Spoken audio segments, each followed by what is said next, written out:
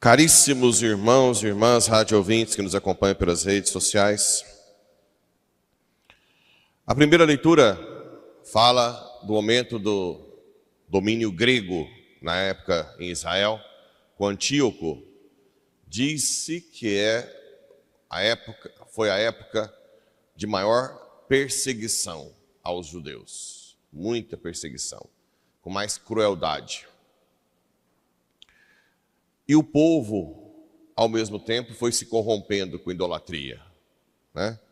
Sacrificando carne a outros ídolos. Sempre tem uma massa que é fraca, que não pode soltar um vento para um lado, já está para lá, né? É impressionante como que tem uma grande massa fácil de ser manipulada. E é por isso que Satanás faz tantas coisas nesse mundo absurdas. Sempre acha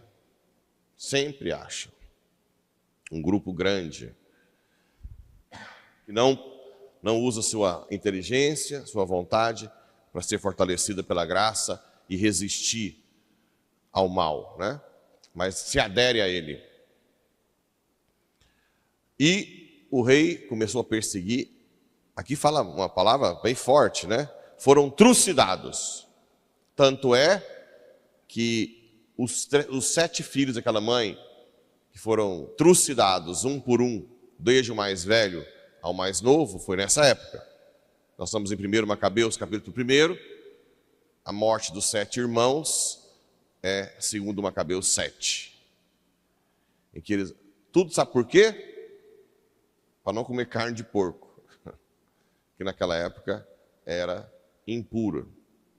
A carninha de porco ser trucidado para não comer ela, hein?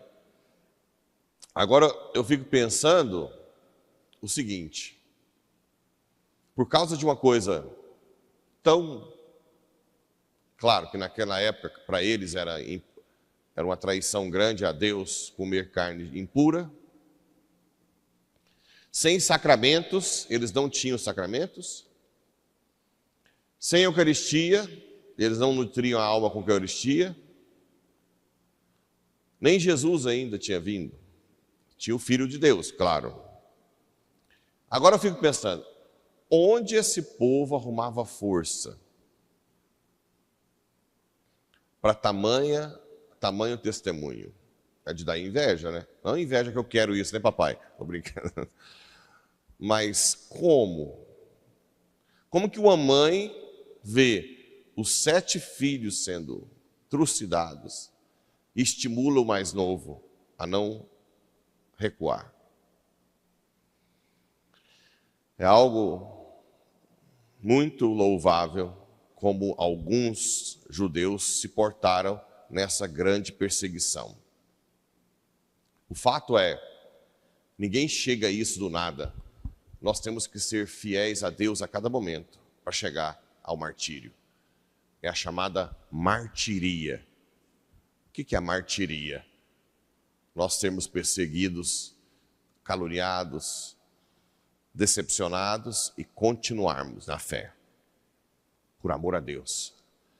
Essa morte para nós mesmos a cada momento é que nos faz capazes de ser mártir. Claro, Deus pode dar uma graça especial a alguém que se converteu recentemente para ser mártir.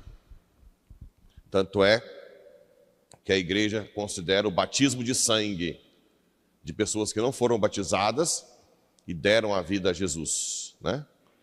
Mas é uma graça muito extraordinária.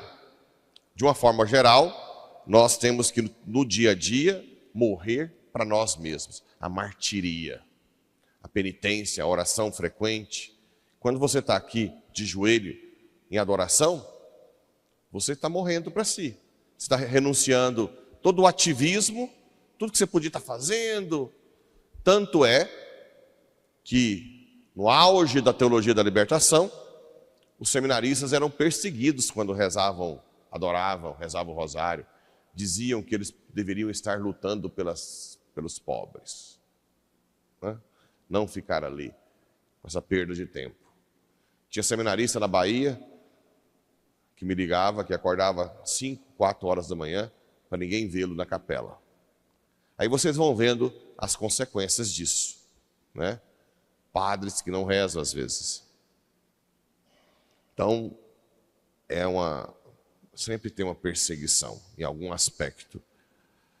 Mas aqueles que aceitam essa martiria são capazes mais facilmente de dar o sim, não de dar a vida, mas dar o sim à graça que nos fará dar a vida. E o Evangelho? O Evangelho é a famosa passagem do cego de Jericó. Estava sentado, pedindo esmolas, e pergunta o que está acontecendo, e dizem que Jesus está vindo. E o cego começa a gritar: Jesus, filho de Davi, tem piedade de mim. Aí vem, sempre tem, né? As pessoas que iam à frente mandavam que ele ficasse calado. Sempre tem um monte de gente azeda do capeta que chega em você e fala: credo, agora está indo todo dia na missa? Ah, não. Comadre, tudo demais é ruim. Uma frase tão capetada como essa para a igreja. Tudo que é demais não é bom, comadre. Eu até admiro sua fé, mas agora já é exagero demais. E a sua vida? Para que isso? A outra pergunta. Para que isso? Seu marido não acha ruim, não? Não, pelo amor de Deus, não precisa. Aí vem a outra. Não precisa disso. Deus não quer isso. Ainda fala, Deus não quer. Olha o tanto de frase satânica. Se você está me ouvindo aí onde você estiver, filho e filha de Satanás, amarra essa língua satânica e cala a boca. E deixa quem está buscando a Deus buscar. Enquanto você não é capaz, palha que vai ser queimado no final dos tempos. Palha que vai gritar eternamente. Além de não decidir mudar de vida, ainda quer atrapalhar a alma que se entrega a Deus. Não é isso? Isso é um absurdo, satânico. Mas sempre tem. Cala, fala baixo, não é? E graças a Deus, o que o cego fez?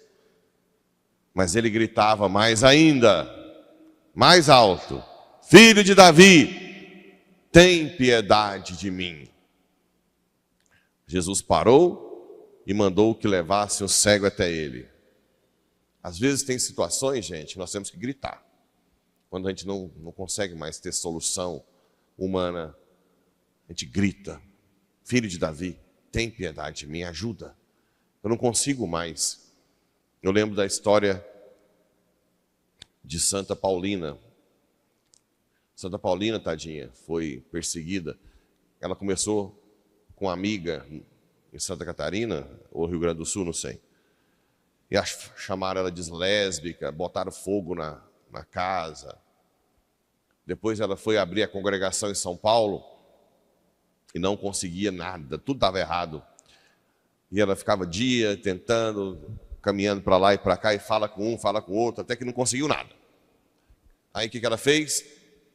Cansada, fadigada, ela deitou no chão, com os braços abertos, e disse: não consigo mais lutar, Senhor. Eu sei que o Senhor quer que eu abra uma congregação, mas eu não consigo. O grito dela foi se deitar no chão. No outro dia, tudo começou a dar certo, né? Rapidamente. Quando você se abandona nos braços de Deus, Deus age. Esse gritar, né? Cuida de minha família, dos meus filhos. O filho que não ouve, né? A gente ouviu um vídeo de uma mãe de joelho com um filho na favela que mexe com tráfico. Sai desse lugar, pelo amor de Deus, meu filho. Uma mãe que grita chega até o céu, né? Chega até o céu. E Jesus olha, e basta que Jesus te olhe, você está salvo. Se você realmente grita do coração, né? Olha só, o que queres que eu faça por ti? Senhor, eu quero enxergar de novo. Esse enxergar é muito além do que o enxergar físico. Esse enxergar é enxergar do espírito. Tem muita gente cega. Quem já conheceu gente cega religiosa? Parece que tem um olho que vê muito mais que a gente. Vocês têm a oportunidade de conversar com alguém que não vê, mas é muito religioso, que reza muito. Impressionante. Enxerga mais que a gente. É impressionante. Parece que o espírito manda a imagem direto para o cérebro, sem passar pelos olhos, né? A pessoa não fala pessoa santa, né? Jesus disse, enxerga, pois, de novo, né? Vamos enxergar, ver o mundo com outros olhos, entender a grandeza que está por trás dessa missa, que muita gente aí fica falando que não precisa de estar aqui, né? Tua fé, aqui é interessante, te salvou. Ele não fala, tua fé te devolveu a vista. Ele fala, tua fé te salvou. A entrega total da nossa vida em Cristo, nós ganhamos muito mais do que uma cura física, ou mesmo a vida de novo. Aliás, eu sempre digo que Jesus escolheu Lázaro para reviver. Eles não gostam que fala ressuscitar, porque ressuscitar fala que é o último tempo. Mas reviver Lázaro, que era muito amigo de Jesus, não é verdade? Porque se ressuscita, depois você descobre que você vai morrer de novo, pensa, um dos poucos no mundo que vai morrer 2 vezes. Tem que ser muito amigo de Jesus, né? E se eu estiver lá e alguém me reviver... Por isso que eu fico na berlinda, que eu nunca revivi nem um morto, nem Paraúna, nem Porá, nem... E eu fico frustrado, porque antes os apóstolos eram tantos, né? Mas ao mesmo tempo morro de medo de reviver um morto e depois eu contar para ele que vai morrer de novo. Mais fácil ele sair correndo atrás de mim. Deixa eu quieto, trem, né? Então eu fico nessa dúvida. De vez em quando vem as palavras. Levanta e anda. Mas aí depois eu penso, não, depois vai dar problema. Não só a vergonha dele não levantar, mas também se ele levantar e descobrir que vai morrer de novo, vai ser um trauma. Talvez, vai ter que fazer terapia há muito tempo, né? E eu não sei se vai ter psicólogo para cuidar, porque nunca vai ter, dificilmente alguém vai ter um que morreu 2 vezes, vai morrer 2 vezes, né? Mas o fato é que a cura física, reviver, é um detalhe. Mas quando você se entrega, ele te salva para sempre. Você é dele. A sua vida, como um todo. Quando o cego gritava, Jesus, filho de Davi, ele não falava, cura meus olhos. Ele falava, tende piedade de mim. Toda a nossa história, tudo que é nosso, entregue nas mãos de Jesus. Lembrem-se, gente, tudo que Deus quer é você colado nele. Cola nele que é sucesso.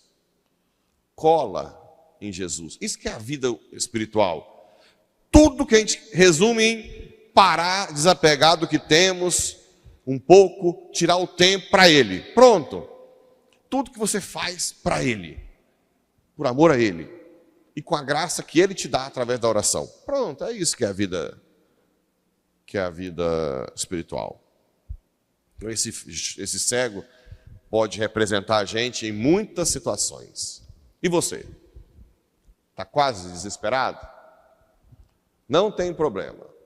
Pode gritar na sua casa, Jesus, filho de Davi, tem piedade de mim. Ou pode gritar aqui na igreja, se não tiver ninguém, né?